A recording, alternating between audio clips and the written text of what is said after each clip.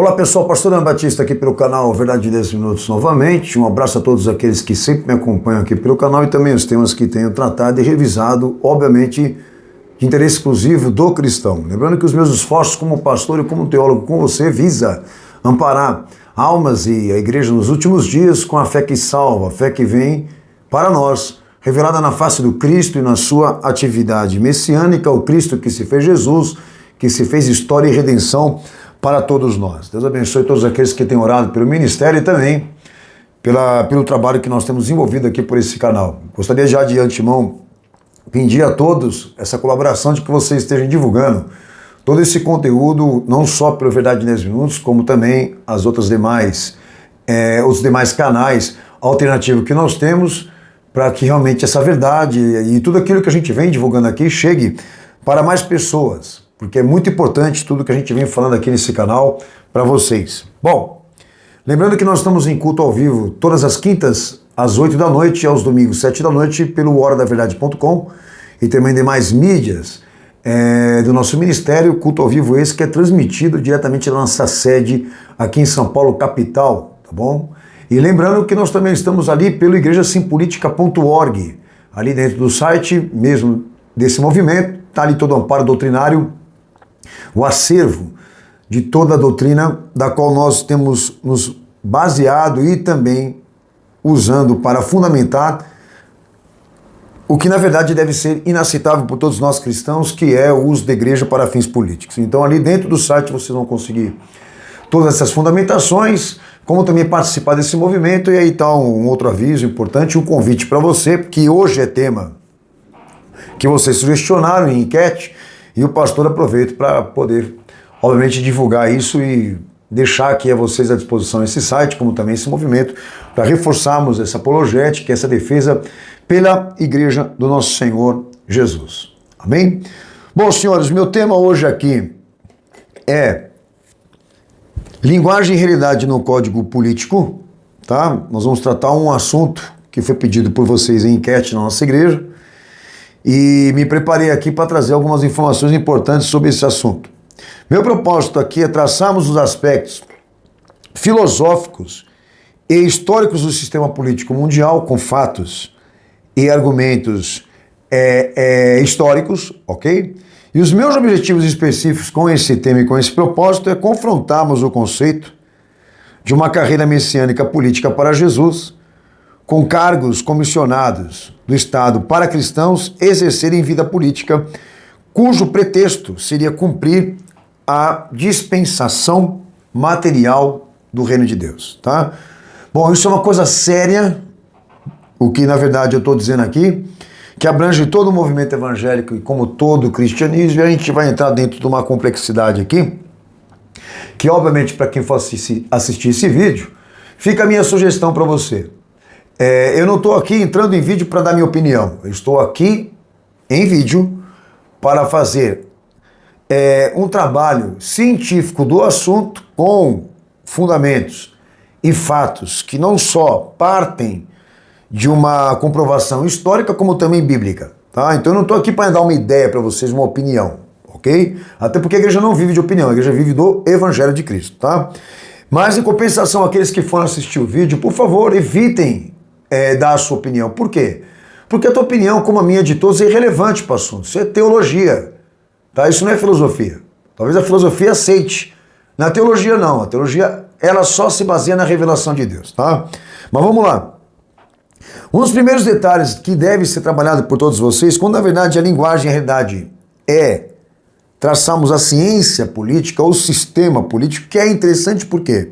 Porque existe uma origem de criação, obviamente uma ideologia, um idealismo desse assunto, ou seja, há uma estrutura que formou esse sistema, e essa estrutura, ela não é cristã. Bom, esse sistema político que construiu as bases, né, de um poder estatal para regimentar cidades ou controlar mesmo cidades, ele surge da Grécia Antiga, ok? Que é uma coisa básica para todos vocês, para difundir o helenismo, como também os conceitos gregos no mundo, tá? Ou seja, atingir com visão internacional os conceitos helenistas. Parte de um núcleo que era formado por filósofos, como também é visto historicamente como racionalismo ou até mesmo iluminismo. Aí a gente vai entrar para dentro de uma sala onde estão lá os homens gabaritados para construir esse sistema, que foram chamados para construir essa forma de governo, que dessa sala de intelectuais ou do intelectualismo também saiu a escolástica, também saiu toda aquela coisa que acabou transformando Roma numa igreja e posteriormente o protestantismo, aquilo que eu venho tratando com vocês aqui pelos canais. Então notem vocês que é uma dinastia, sempre aparece a mesma ordem, uma ordem humana, e intelectual e mundial, feita de uma dinastia toda ela acasalada, homens sem pátria, sem nação, porque todos eles só visam uma coisa: estabelecer o poder mundial, e que é o que na verdade hoje está acontecendo e está se cumprindo para todos nós, ok? Que funciona. O que funciona é isso, tá? O símbolo é uma serpente dessa ordem de magistrados, intelectuais, etc, etc, que tem por ponto de partida o Egito, entra na Babilônia, posteriormente nas demais civilizações e poderes que governaram o mundo, a Síria, Medos e Persas, para chegar à Grécia, para chegar em Roma, porque eles construíram essa dinastia, ou esse poder mundial, construiu o que a gente na verdade chama do sistema político romano, a forma antiga de governar, e eu me refiro a Roma. Bom, isso é muito simples, isso é básico da história, tá? E eu não vou me desgastar, obviamente, muito com vocês em provar isso. Agora, qualquer um aí que quiser exatamente usar, deixa eu ver até antecipado aqui o que disseram aqui, que eu vou citar aqui, né? Deixa-me ver, tá? A valorização extrema das bases culturais da sociedade ocidental, tendo por definição o cristianismo, o direito romano e a filosofia grega, todos aqueles que definirem como base de orientação, como também instrução, esses movimentos, até para a teologia, esse cara está dando um tiro no pé. Porque nenhuma destas bases, nenhuma delas tem essência cristã. Eu começo aqui pela origem do sistema político, cidade e estado, política do poder ou formas de governo, que aqueles que estão por detrás da formação desse sistema, todos eles são homens comprometidos com essa ordem mundial, que agora, em vista contemporânea, quem assume a frente administrativa disso é a ONU. Mas é o mesmo poder, a mesma dinastia, ela é progressista, ela transcende dentro da história, tá? Então isso tem que ser visto dentro de uma panorâmica, como eu venho tratando a vocês aqui. E historicamente que é básico. É básico. Agora, um cristão, uma pessoa que se julga cristã, chegar e dizer que os seus argumentos, né, teológicos para credibilizar a igreja política ou autorizar a igreja a ser transmitida para o Estado, transferida para o poder político, seja as bases culturais da sociedade ocidental, como o cristianismo, direito romano e filosofia grega, ele está de brincadeira comigo. Entendeu? Um cara desse tem que ser completamente esculachado. Tem que ser esculachado em todos os níveis. Bom, mas vamos lá. Então o que eu vou trazer aqui para vocês agora? A base histórica e filosófica do que se pensa sobre política. Tá? São protocolos que surgem dessa ordem, cujo símbolo é a serpente, homens sem pátria, de uma única dinastia, que fundaram o sistema egípcio, babilônico, Assíria, Medos e Persas, Grécia, Roma, posteriormente também o protestantismo, e aí vai. Essa panorâmica do poder, e aí chegaram onde chegaram hoje. Bom, o que eles falam sobre a política no que diz respeito à linguagem e realidade, tá? Com códigos. Bom, filosoficamente e historicamente, política e moral. Olha só. A política, na prática, ela é uma ideia e não uma realidade. Por isso é preciso saber aplicar a ideia para quem é político. Político, para eles, todos são utopistas. Ok? Abre aspas, fecha aspas. E a finalidade desses políticos é atrair as massas populares para os seus partidos com a isca de uma ideia. Quais são as ideias que eles usam para a utopia no sistema filosófico histórico dos códigos políticos? Liberdade, igualdade, justiça e direito. Eles definem que todas essas iscas de ideia, tá, ou ideias, é uso teórico e meta irrealizável. Foram feitas para não serem realizadas, mas para servirem de ilusão. Bom, segundo eles, o uso teórico dessas ideias que a política assume à frente para representar utopia é o triunfo do poder e as rédeas dessa ordem mundial, ok? Que historicamente se comprova, tá? Por que uma ideia e não uma prática? Porque joga-se ali aquela cortina de fumaça, monta-se todo aquele quadro artístico com esses protagonistas, ok? E tudo aquilo ali foi construído exatamente para iludir a sociedade de que exista realmente liberdade, igualdade, direito, justiça incondicional. Mas no fundo, este palco com esses debates e discussões políticas ou ideológicas, as diferenças ideológicas e partidárias, todas elas são encenação. Por quê? Porque por detrás do palco e desses artistas políticos está o poder oculto, o poder que governa, ok? Pontuando aqui. Segundo detalhe do que estão nos protocolos, daquilo que entrou na Grécia Antiga e formou o sistema romano ou a forma dele governar, o pão e o circo. Lembra? O pão e o circo, expressão que até é usada dentro do debate filosófico. Bom, política não tem nada, melhor dizendo, política nada tem de comum com o que é moral. Vamos lá. Foi definido que a política também estivesse dentro desse campo. O governo que se deixa guiar pelo que é moral não é político. O político que se guia pela moral não é político. O que é político, de verdade, segundo eles, deve se guiar pela hipocrisia, pela astúcia, e não pela franqueza, e não pela honestidade. São os vícios da política, dizem eles aqui. E a política, frisam, sempre estará entregue na mão de homens sem escrúpulos e, segundo os autos, esse é o verdadeiro político. Então notem vocês que a política foi realizada, melhor dizendo, ela foi criada para estes fins, de que ela sempre representasse corrupção e não o contrário. Agora, nós temos dois comprometimentos aqui. A questão prática e a questão moral. A política ela não se encaixa nem numa coisa nem na outra.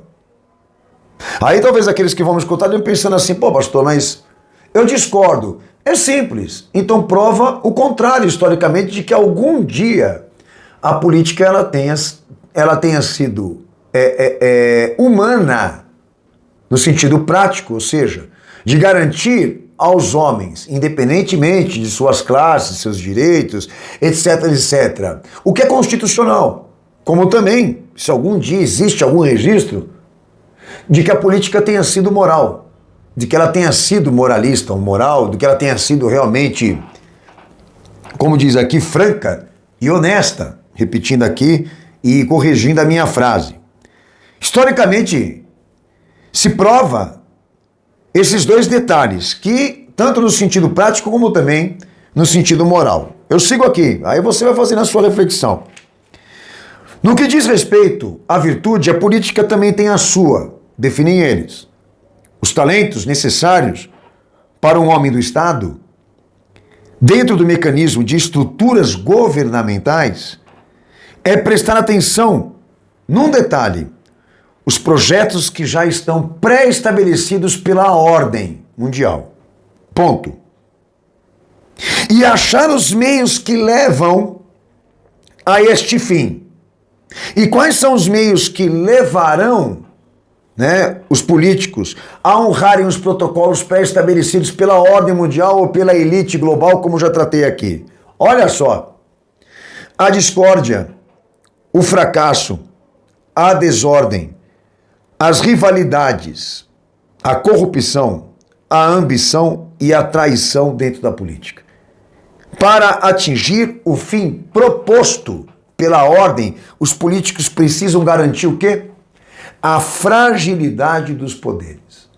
Então, se a política tem uma virtude, ela não é cristã, nem moral, nem prática.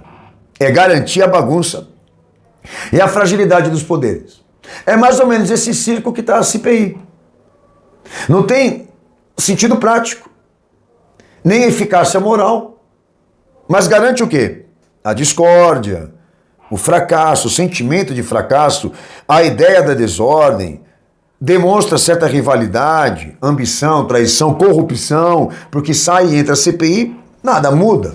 Um outro sentimento aqui que eu posso trazer para vocês dessa virtude, que a política assume, e os políticos também, levou-se lá Bolsonaro tantos e tantos, e não sei quantos, para Paulista. Segundo ele, a maior marcha política que já tenha sido feita por um presidente. Ó, mérito dele. O capitão meteu o pé na porta e as coisas mudaram? Houve alguma mudança? De repente? Mas não houve.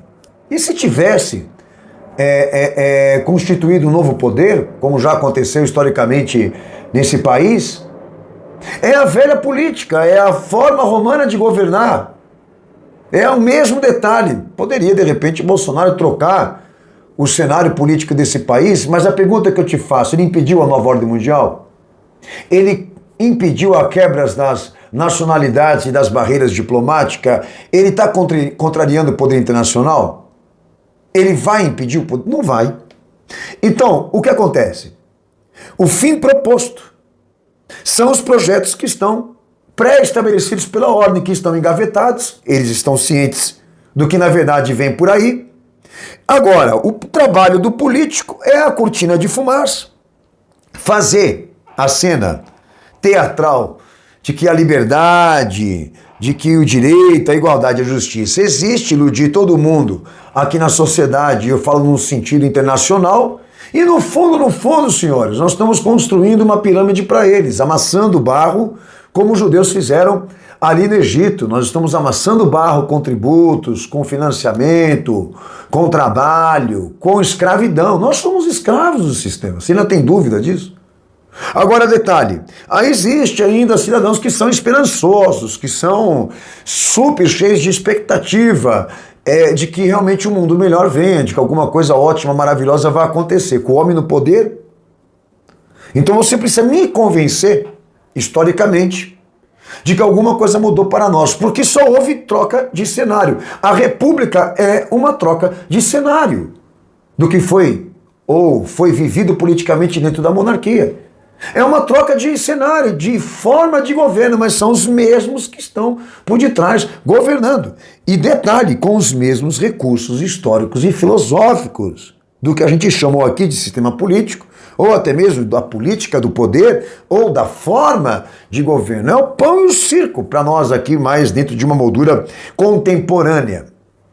Seguindo aqui, do que fala-se do presidente da República? O presidente da República, segundo os protocolos, ele é uma caricatura e criação da franco-maçonaria. O presidente é uma figura removível por eles, quando quiserem, como o Senado, como a Câmara dos Deputados e a Constituição Republicana.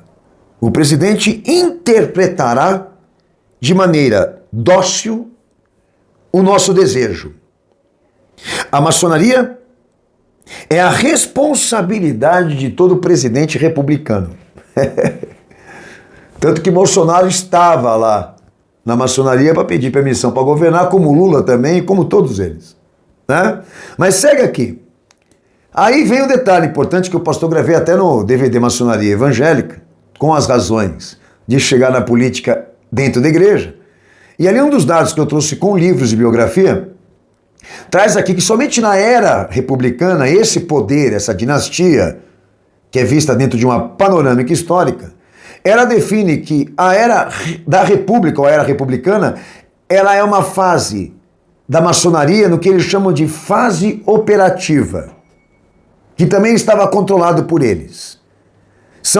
É um advento maçônico, segundo o Grande Oriente do Brasil. Eles assumem que toda era republicana em cada país desse mundo, seus símbolos, leis da imprensa, a Constituição, por exemplo, no Brasil, a de 1852, a legitimação e consolidação da República, as revoltas e revoluções dos movimentos políticos, exemplo aqui no Brasil, em 1889 a 1917, eles foram liderados pela maçonaria. Como a economia partidária de importação e exportação.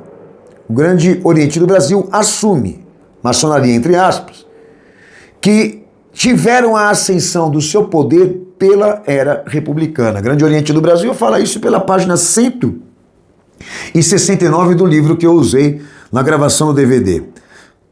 Somente aqui no Brasil, 14 chefes de estados brasileiros da República Velha entre 1891 a 1930 confirmam-se que são maçons. Segundo o livro também, Aventura da História, da Abril, livro não, revista, Aventura da História da Abril Cultural, da página 64 a 65, que aliás eu também usei na gravação do DVD Maçonaria Evangélica. E também livro Maçonaria na Independência, que eu acho que eu devo estar até com ele aqui, né? Tá aqui. Maçonaria na Independência, tá? Outra referência importante que vocês podem usar, ok? Entram em detalhes da seguinte forma, que dentro das diversas fases da República, a primeira fase da República, olha o que esses caras escrevem, compreende os primeiros dias de loucura de um cego que se atira para a direita e para a esquerda. Aí isso é para você, se você acredita em política. Essa é a primeira. Colocar o fanatismo político ou o vício da política nos cidadãos. A segunda, das diversas fases da República, a segunda fase é a demagogia. Aonde nasce a anarquia? Depois é inevitável o despotismo. Não o legal e o franco, dizem eles, mas o invisível e ignorado por todos. Exercido por uma organização secreta que age sem escrúpulos, encoberta e por agentes. Eles governam com luzes apagadas. O poder invisível. Deixa eu dar só uma ilustração. A República apaga a luz, fecham-se as portas, senadores, representantes políticos vão para suas casas, para os seus lares, para a farra, e aí eles continuam governando de luzes apagadas. Esses que governam a República, que estão por detrás dela, ou são pano de fundo dela, e eu me refiro à franco-maçonaria, eles governam por trás de cada figura política, com essa ciência de que todo político, independentemente do seu partido, do seu idealismo, independentemente de sua paixão filosófica, tá? Todos eles são conhecedores dos programas mundiais que foram traçados de maneira pré-estabelecida por essa ordem. Que quer dizer que nenhum deles vai poder contrariar ou se opor à pauta internacional, porque o papel do político é iludir. O papel do político é contracenar e encenar essa visão de que política funciona, tem aspectos morais, como eu mesmo aqui só recitei, eu só coloquei aqui para ler a vocês do que já está escrito no protocolo. Agora a questão, entrando já na esfera teológica, a hermenêutica que nós temos trazido aqui a vocês, ela traz uma base bíblica que refuta, que condena essa prática dentro da igreja, certo? Hoje eu só completei com a questão histórica e filosófica e científica do que diz política, tá? Então, levando em conta a hermenêutica disso, do que diz as escrituras, mas do que diz a ciência política, no que diz respeito à sua história, sua filosofia e etc, etc, a política jamais deveria ser aceita pelo cristão e jamais deveria ser aceita ou acreditada pela sociedade, senhores. Por um cidadão comum. Jamais deveríamos estar iludidos de que alguém bom ou bem intencionado vai surgir desse meio.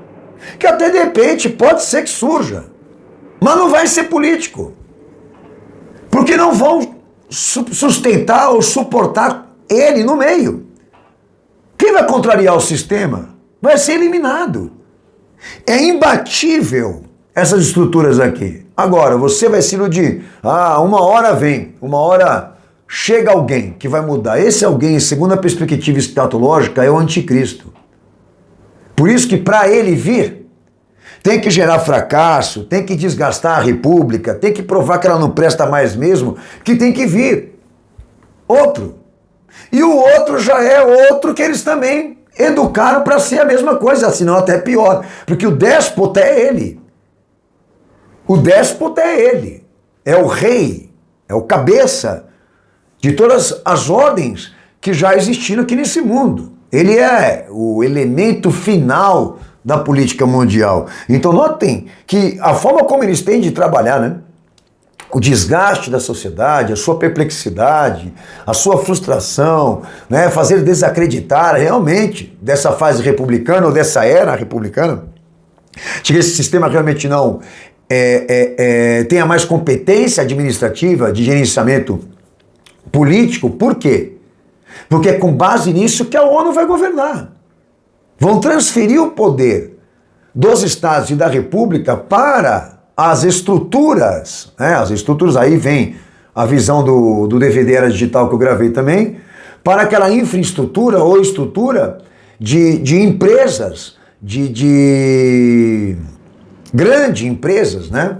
Tecnológicas, Vale do Silício e todas aquelas empresas que a gente sabe que todas elas estão recebendo poder político porque tem poder de mercado, porque tem poder de controle social, as páginas virtuais, Facebook, etc, etc. Então, é isso que a gente precisa entender. Quem está no esquema faz parte do esquema. Quem é político cumpre essa ciência. Se tornou político, faz parte do sistema, faz parte da conduta, faz parte do mesmo propósito, faz parte da mesma filosofia. Tá? Agora, detalhe. Que quando nós entramos, né, nesse conceito de que teologia se une com político, a igreja se une com o Estado, que a igreja assume ser forma de governo ou sistema e conjunto de instituições e hierarquias políticas que venham servir de instrumento de redenção para Cristo e para Jesus, como alguns têm dito aí pela internet ou até mesmo em seus púlpitos de igreja. Qual aspecto doutrinário, qual aspecto teológico, bíblico, de essência, confirmaria isso para nós? Eu vou explicar para vocês por quê. Essa ideia de que a igreja tem que ser transferida para o Estado, ou de que o reino de Deus se cumpriu dentro de uma dispensação materialista ou estatal. Eu vou dizer para você por quê. Aí me pediram para usar como gancho o exemplo desse indivíduo aqui. Bom, está confirmado pelas Escrituras, e é o que está, na verdade, no igrejasempolitica.org, que, levando em conta o que está na revelação de Cristo, a autoridade dele, o instrumento de autoridade dele, ministério, e a base, modelo, da visão eclesiástica da primeira igreja, da igreja histórica e ininterrupta. São esses três fundamentos: autoridade, sistema e igreja, que Cristo prevalece nesses três aspectos. Não existe ali como forma, como sistema, como metodologia, nem no que Jesus viveu e posteriormente os apóstolos, o sistema ou a ciência política. Fato, ponto. Ok? Bom, mas aí surgem figuras patéticas desse tipo. Aí me pediram para usar esse garoto como exemplo, porque ele é um menino, Nicolas Ferreira, né? Vereador lá de Belo Horizonte, que se autotitula coordenador do movimento Direita Minas, me perdoem, é bolsonarista, conservador, tá aí ele que diz que conserva os valores judaicos cristãos, ponto, já ferrou e deu um tiro no pé porque se considerou parte do cristianismo. E define como meta dele, como político cristão, a valorização extrema das bases culturais da sociedade ocidental, aí o moralismo, o calvinismo e tudo isso aí. Tendo como base o cristianismo, diz ele, o direito romano, diz ele, como a filosofia grega. Então esse cara se julga cristão numa tarefa política e traz como base de orientação e argumentação o cristianismo, mais específico o protestantismo, o direito romano e a filosofia grega. Você tem que ouvir um cara desse? Agora, esse ativista político aí, esse menino prodígio do calvinismo, em suas palestras, cristão e política, que diz que vai gente ouvir ele. Como que eu tenho que considerar esse povo aí? Sério, é gente que vai lá ouvir ele com 2 orelhas e um rabo muito comprido, senhores. Me perdoa aí. Porque olha os argumentos desse cara. Ele usou o texto de João 18:36 para fundamentar uma das suas palestras e disse assim, que Pilatos era político e capaz de livrar Jesus da condenação. Mas Pilatos se ausentou e Jesus foi condenado. Então, para ele aqui, o primeiro argumento teológico dele, que Jesus ele foi assassinado e sentenciado por uma falha política. Eu tenho que escutar um cara desse? Entendeu? Tem gente que vai perder tempo para ouvir gente desse tipo. Porque meio que ele está falando para burro, então gente ignorante. Por mais que exista uma avaliação política do que Roma poderia ter representado ali no momento do julgamento do Senhor, mas como cristão, ele deveria ignorar. Mas ele trouxe como pauta de argumento, por quê? Porque ele não tem o que falar. Segue ainda. Segundo ele também, toda vez que nós cristãos não nos posicionamos politicamente, permitimos que o mundo faça o que quiser com Jesus. Por isso ele entende que o cristão tem que ser político, porque a tarefa do cristão é livrar Jesus dentro das pautas, né? Economia, vida social, direito constitucional, etc, etc, etc. Então ele usa Jesus como metáfora, né? Querendo livrar Jesus de uma outra sentença e de uma outra condenação. Detalhe aqui, outro ponto importante, que ele define aqui, que Jesus também foi crucificado por falha divina.